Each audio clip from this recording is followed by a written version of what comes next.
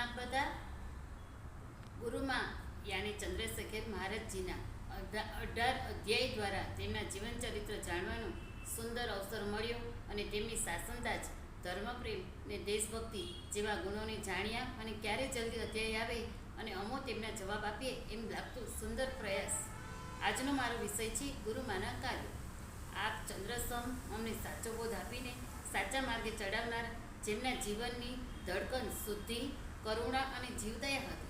મુંબઈના અતિ ધનાઢ્ય પરિવારમાંથી 18 વર્ષની યૌવન વયે દીક્ષિત થઈ લગાતાર 14-15 વર્ષ જગતથી ખોવાઈ જઈ જાતમાં વસી ગયા. જેમને જન્મ વેળાએ જ મંત્ર મળ્યો હતો કે બેટા શાસન દીપક બનજે. તેમના કાર્યો અગણિત છે. નાનકડો દીવો પ્રગટાવ્યો ને તપોવન રૂપી વિશાળ વડલો બની બહાર આવ્યો. ભારતીય સંસ્કૃતિનો સંદેશ આપી લાખો લોકોને સદાચારના માર્ગે વાળ્યા.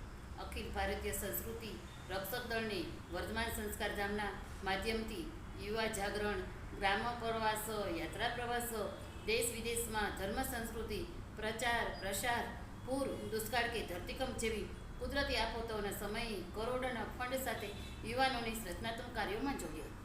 ગરીબો માટે ઠેર ઠેર મહાવીર ક્ષેત્રો ઊભા કરાવ્યા.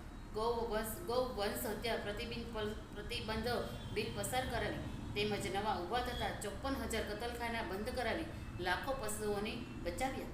300 જેટલા પુસ્તકોનું આલેખન કર્યું. આવા ધર્મ, રાષ્ટ્ર અને સંસ્કૃતિ ખાતર જીવન પર સંઘર્ષ ખેલનાર ગુરુમૈયા એટલે બે બાજુથી બળતી મીણબત્તી. અંતરિક્ષજી માટે પણ ઘણો ભોગ આપ્યો. એવા શાસનના સેનાની આપણા સૌના વહાલા ગુરુમાની 15મી પુણ્યતિથિ નિમિત્તે એમના ચરણોમાં કોટી કોટી વંદન. જેમના ગુરુવરે ભાગ્યું હતું કે શાસનનો સૂરજ બનશે.